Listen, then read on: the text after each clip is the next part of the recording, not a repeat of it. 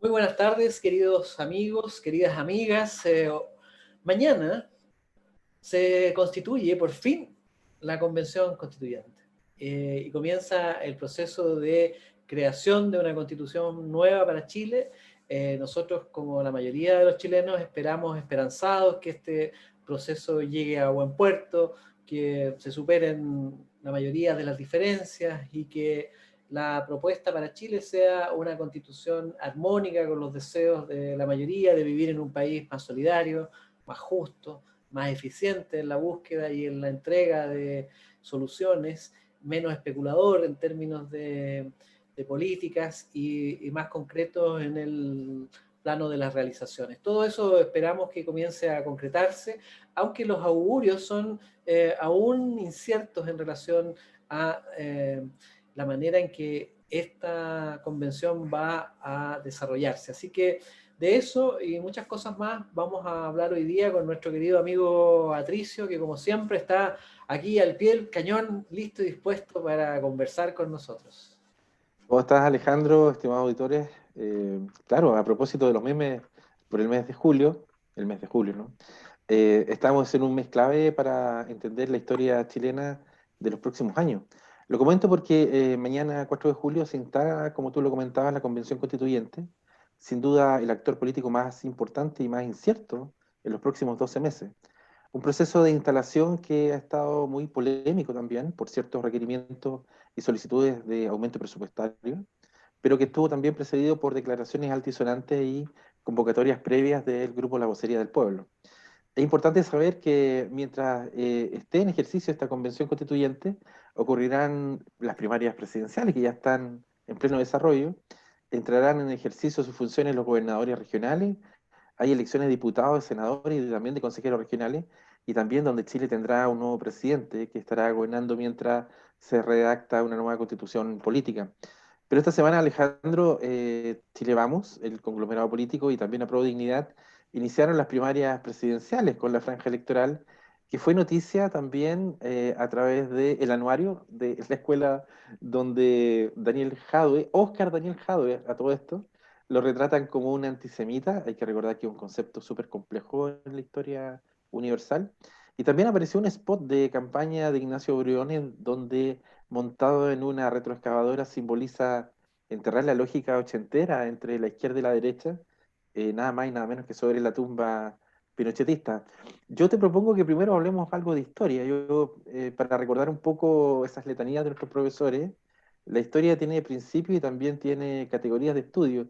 Y para que recordemos un poco nuestras clases de enseñanza básica o de media, nos hablaban de que dentro de los principios que tiene la historia es que el hombre es el principal protagonista y que también que el acontecer humano, para que tenga una validez, digamos, en el proceso histórico, tiene que tener un significado, y los hechos históricos se desarrollan en el espacio y en el tiempo.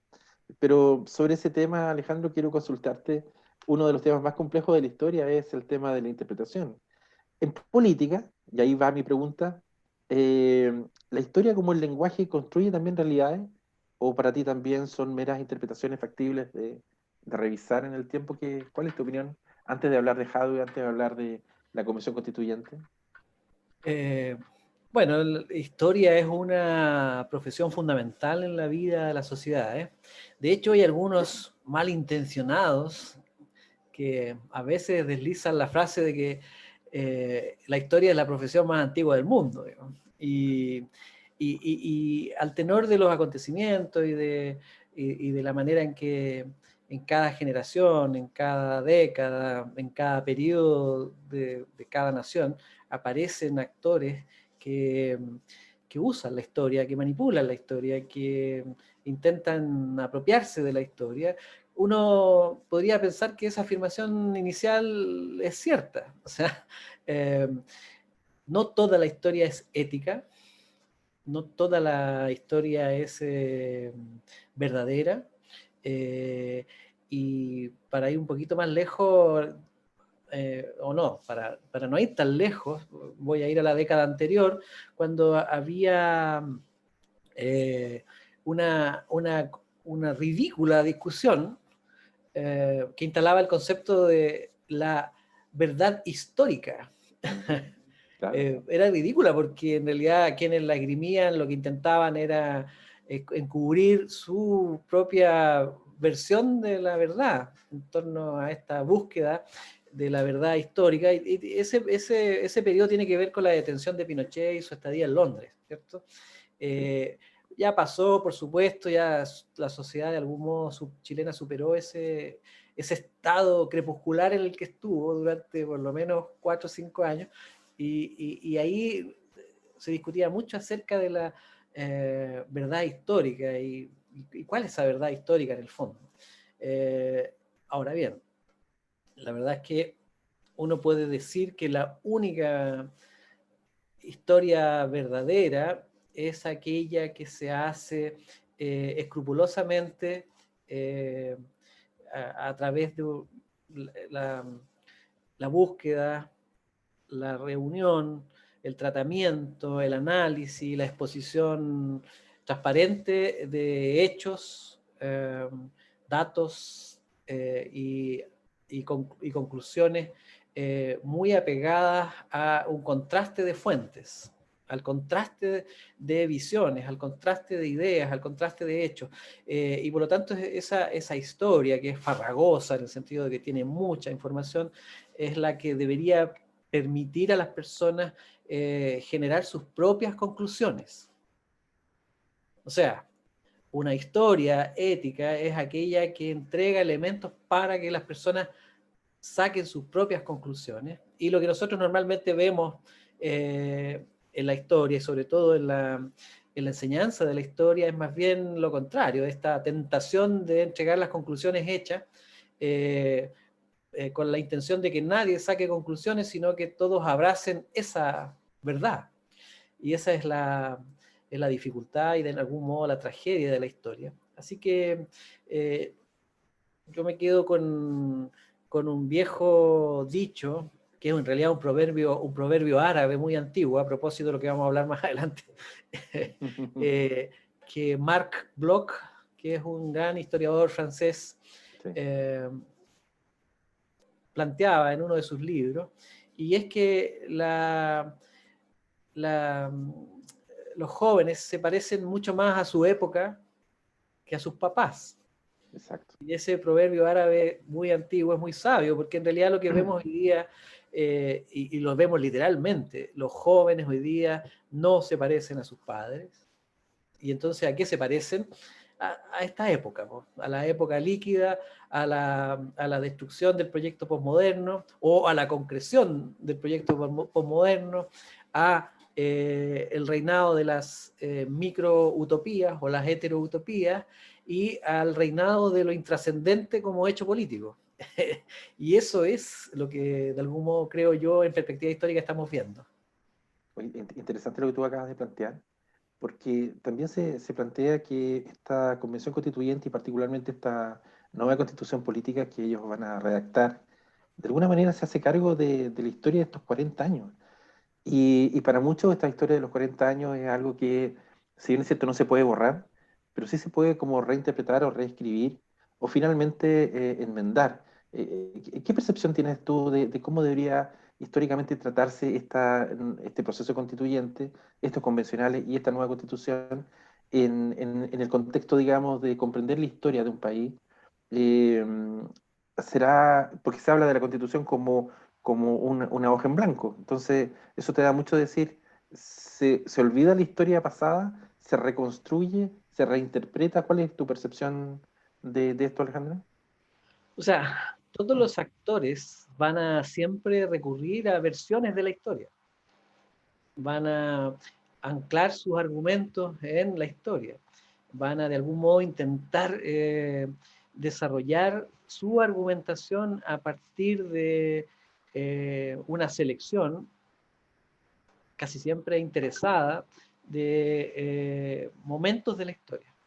Y por lo tanto la historia en esto va a ser un hilo central que va a atravesar toda la discusión. Pero en eso no hay ninguna novedad, porque en realidad todo el devenir de cualquier nación, incluyendo la nuestra, tiene que ver con múltiple y eterna reinterpretación de su historia. Es extraño que siendo así, la historia sea una profesión tan mal pagada, digamos. Así, bueno. Y lo es precisamente porque cualquiera tiene la pretensión de ser historiador. Y además, cualquiera tiene la tentación de entender que sus interpretaciones son correctas. Y por lo tanto hay mucho chasquilleo en historia. O sea, está lleno de historiadores chasquillas y de interpretadores chasquillas de la historia. Y como nunca yo creo que se necesitan historiadores serios. Entonces, bueno, hay una explicación de por qué la historia tiene tanto uso, tanto valor de uso, pero tan poco valor de, de intercambio, digamos. Sí. Nadie cotiza un historiador serio, porque probablemente un historiador serio lo que hace es que lo lleva a posiciones que están demasiado lejos de la que a ellos les interesa argumentar. Y ese es un drama que va a transcurrir durante toda la Asamblea Constituyente.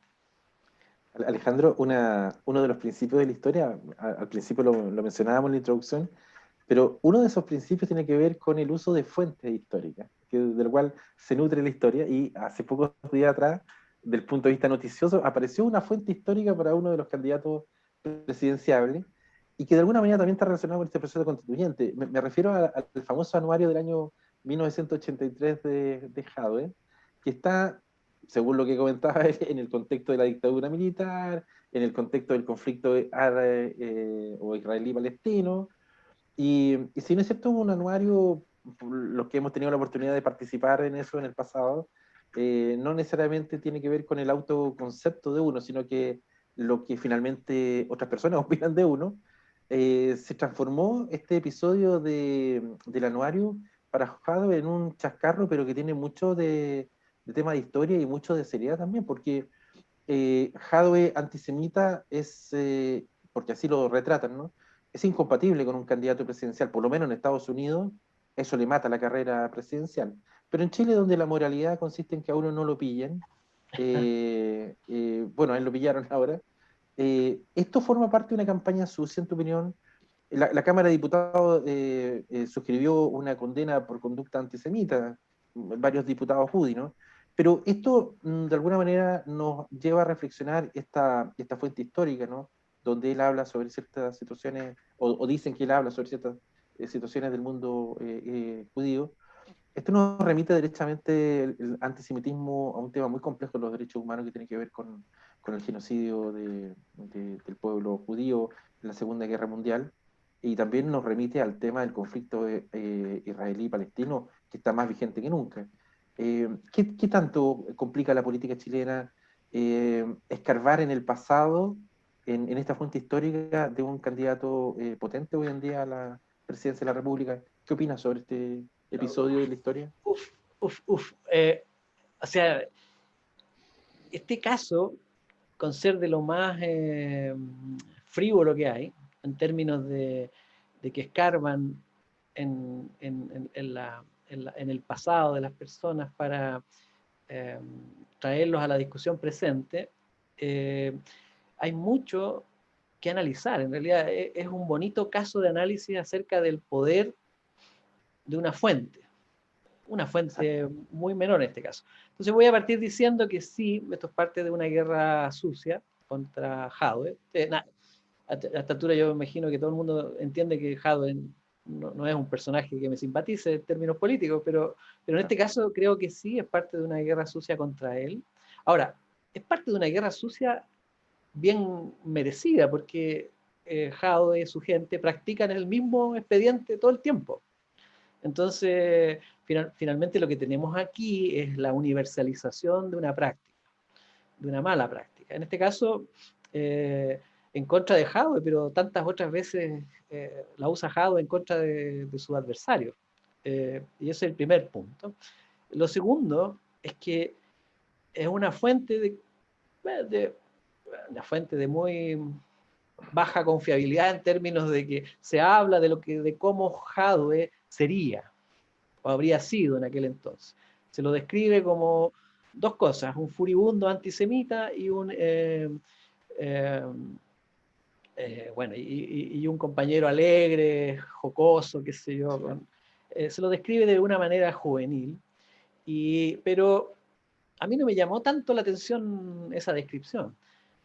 Lo que me llamó la atención fue el valor del testimonio, en el fondo, en una cultura política como la nuestra, donde los testimonios de las personas en el pasado son usados para tantas cosas, para tantos fines. En este caso, aquí hay un testimonio. Hay un testimonio de personas que hablan de Java. Y es raro ver cómo algunos le dan, o sea, nadie le da un valor al testimonio, todos más bien andan preocupados de la letra, digamos, de lo que está escrito y no del testimonio. Bueno, el testimonio de la historia es súper importante, así como uno le da fe en muchos otros casos a lo que dicen y afirman testigos. En este caso, aquí hay testigos también. Y los testigos de algún modo hablaron, lo dejaron impreso de una manera jocosa, juvenil y para de contar. Pero es interesante la biografía de Jadwe, por ejemplo, a propósito de los testimonios, un militante palestino, activo miembro de la causa palestina. Entonces, es raro, bueno, ¿Jadwe es chileno o es palestino? Me hace acordar el caso de Fujimori, que resultó siendo japonés, pero se enteraron muy tarde cuando ya se había ido para Japón. Entonces, yo sé que estas cosas son complejas, pero las fuentes hablan. Eh, yo personalmente tengo simpatía por la causa del pueblo palestino, pero eso no me hace palestino. Entonces, creo que eso nos lleva a otro punto en el que en que hay que discutir mucho y tiene que ver con los aspectos, los impactos y la implicancia de la plurinacionalidad. Tal vez a eso se refieren cuando hablan de plurinacionalidad, pero tiene complicaciones prácticas. Para mi generación y para la mayoría de nosotros, ser chileno es lo más importante. Es lo más importante sobre todas las cosas. Otro momento de la fuente es que describe y habla bastante más del origen de las personas de lo que uno estima. O sea, es interesante pensar, ¿y por qué Jadwe estaba en el liceo alemán, siendo, entre comillas, antisemita, eh, particular pagado, perteneciente a congregación religiosa? Una mezcla de sabores, una cuestión interesante. Pero bueno, de todas maneras, esto pertenece a la, a la micropolítica, a la microimportancia. En realidad, si uno lo mira bien, claro, uno podría hundirse en esa fuente y construir un libro sobre ese episodio de la vida de Jadwe, que es la tentación de los dictadores, ¿cierto? Construir a partir de episodios, sagas completas. Pero la verdad es que hay que pasar de eso y decir que, o sea, así como hay microutopías, hay una, una microdegradación de la política que nos hace eh, eh, meternos en estos entuertos, ¿cierto? Yo creo que hay que pasar de eso, eh, pero eh, aprovechar la oportunidad para ver lo educativo que hay en este episodio. Si esto es una fábula en el fondo. Así. Como Esopo escribía sus fábulas, que eran hilarantes, aquí hay una fábula de nuestro tiempo, y esa es la fábula del origen de las discusiones del día de hoy. Alejandro, hay otro de los candidatos y que también lo relacionamos con la historia y también con el proceso constituyente, digamos, por lo que se desprende, digamos, de estas acciones, tanto lo de Jaude recién que tú comentabas. Ignacio Briones hizo un spot súper interesante, aparecen en él dos personas que están desenterrando un cadáver, aparece una lápida ahí que dice Augusto Pinochet, y cada uno se dice cosas, ¿no? Yo desentierro a Pinochet cuando quiero argumentar que el sistema neoliberal es el cáncer de la sociedad, dice el que representa a la izquierda, y el de la derecha dice, yo lo desentierro para recordar que nos liberó del sistema que tú representas, le dice el de derecha a la persona de izquierda.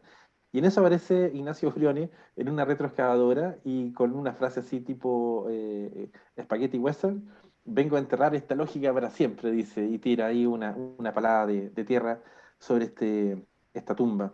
Alejandro, en nuestro país donde aún no se encuentran los cuerpos de muchos detenidos desaparecidos, ¿se puede enterrar la historia? O también te hago otra pregunta: ¿una campaña política debe siempre mirar más al futuro que al pasado? ¿Cuál es tu percepción de este concepto de la historia? Eh, bueno, yo creo que la historia no se puede enterrar. Eh, no se puede enterrar, pero tampoco se debe desenterrar para fines concretos. La historia, de algún modo, debe ser parte integral de nuestra, eh, y- de nuestra existencia, esencia, de nuestro ser, digamos. Pero tiene que aquilatarse, porque la historia tiene que superarse. Entonces, eh, yo entiendo que en esta lógica TikTok, en esta lógica WOM, porque vamos a hablar en algún programa próximo de la generación WOM, ¿ya? A propósito de la marca, porque eh, la marca WOM y otras tantas, hoy día vemos un montón de marcas que están muy a tono con la revolución en curso, digamos, y sus tonos son más bien revolucionarios. Eh, bueno, eso tiene que ver en concreto con un proceso de washing, de autolavado de imagen, pero que va reforzando estereotipos. Entonces, esta, esta propuesta de Briones en clave WOM o en clave Western Spaghetti para los más antiguos, eh, apela a superar la historia. Y en ese sentido yo tiendo a pensar que, eh, que está bien lograda en cuanto a generar los, los ayayay, los Dios mío, los my God típicos, porque en el fondo esa es la intención del candidato. Él llama de algún modo a reconstruir sobre una historia que ha sido polar y en ese sentido logra su cometido. Eh, yo en relación a, yo creo que es algo muy importante lo que tú mencionaste, por ejemplo, el tema de los detenidos desaparecidos y la no solución de esos casos. Hay dos planos en eso y la mayoría de la gente no lo sabe. El plano de las familias que vivieron ese drama, que es el plano íntimo, que es el plano personal, que es el plano humano, y el plano de la instrumentalización política. Las familias siempre vivieron este drama en, el, en, el, en la soledad, en el olvido y en una ausencia de compromiso concreto hacia ellos. Así que eso es parte de lo que hay que superar y es parte de lo que hay que, de algún modo, trabajar. Así que en ese plano, yo siento que la propuesta de Briones fue tras un objetivo que era la visibilidad, que es el mismo objetivo que eh, tiene en mente, por ejemplo, la lista del pueblo cuando construye toda su épica visual. Entonces, en ese sentido, es un producto más del estado de cosas actual. Alejandro, se cumplen 210 años de la instalación del primer Congreso Nacional, este próximo 4 de julio, que se ha definido como la fecha de instalación en el Congreso Nacional de Santiago, ¿no? De esta nueva convención constituyente, ¿no? Y hay muchas actividades. Por ejemplo, la Lista del Pueblo está organizando para, para mañana una marcha desde la Plaza de la Dignidad, donde se va a hacer un homenaje también a los muertos y a los mutilados. Hay que recordar que esta constitución tiene en su génesis del estallido social esta realidad, esta triste realidad. Por otra parte, los pueblos originarios van a desarrollar rituales ancestrales. Se habla del Cerro Santa Lucía o de otros lugares en Santiago donde podría ocurrir esto.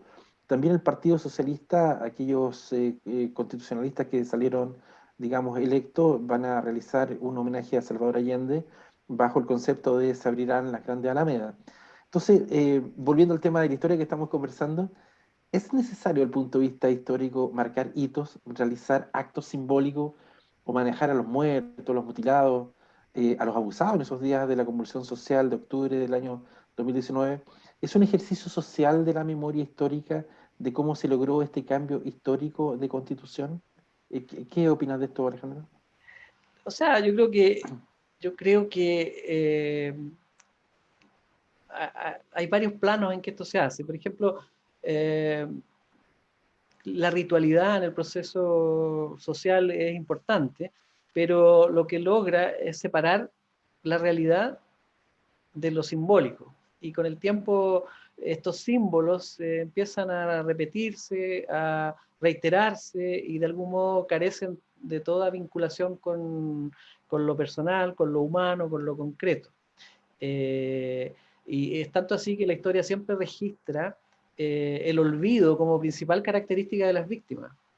Claro. Ese olvido concreto, el olvido real, el olvido que se materializa cada día en una falta de interés absoluta de las estructuras políticas, de los líderes, de las burocracias, de finalmente los estados y los partidos sobre las víctimas concretas. Y a mí me gustaría que se profesara más bien una activa preocupación por las víctimas concretas y un menos activo protagonismo de los símbolos y de las recordaciones y de las representaciones. Pero eso es parte de lo que muchos llaman la superación de los traumas sociales. ¿Okay? O sea, creo que la mejor manera de superar los traumas sociales es precisamente preocuparse de las víctimas, construir sobre las víctimas una preocupación concreta y olvidarse de las representaciones útiles, salvo que sean representaciones útiles para educar. Y ahí volvemos entonces al plano, por ejemplo, ¿por qué es tan importante no ser antisemita? Claro. Porque lo más importante es que no se vuelvan a repetir sobre los judíos o sobre los mapuches o sobre cualquier persona, los de izquierda o los de derecha o los inmigrantes, cualquier tipo de abuso. Pero mientras sigamos en esta ritualidad de enarbolar nuestras banderas y olvidarnos de las personas y las víctimas concretas, esa instrumentalización no se va a superar y por lo tanto ese momento en la historia no se va a superar. Alejandro, Va a, sí, a revictimizar y a reutilizar y probablemente a repetir incontables veces.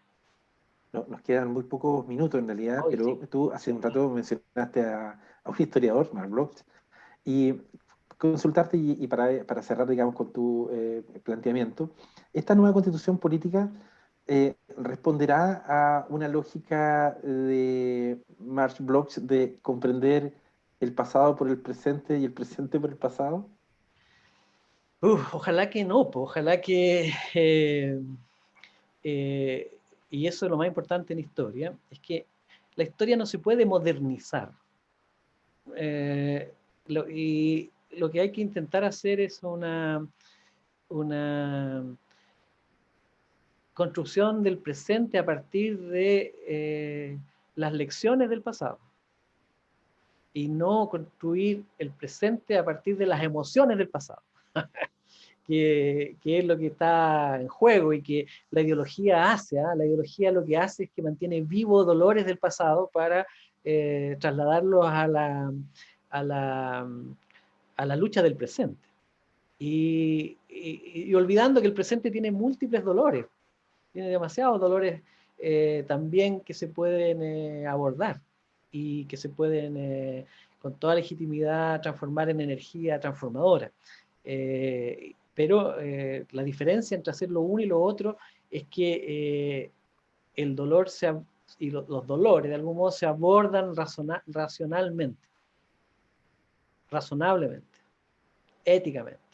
Y eso es una gran diferencia en la calidad de la política, en la calidad de los efectos que se puedan lograr. Así que esperemos que nuestros constituyentes hagan todo este proceso de aprendizaje y comiencen a trabajar y comiencen a producir una propuesta de constitución que supere nuestros traumas históricos, que son muchos, y que haga honor a las víctimas de todas las épocas y de todos los tiempos, sin producir nuevas víctimas. Si ese es el gran esfuerzo, y así que eso es una tarea titánica, difícil, y ojalá la razón, la providencia los ilumine. Así es. Bueno, se acabó el tiempo. Unas buenas tardes, una muy buena semana y a cuidarse del coronavirus. Así es. Nos vemos el Nos próximo vemos. programa.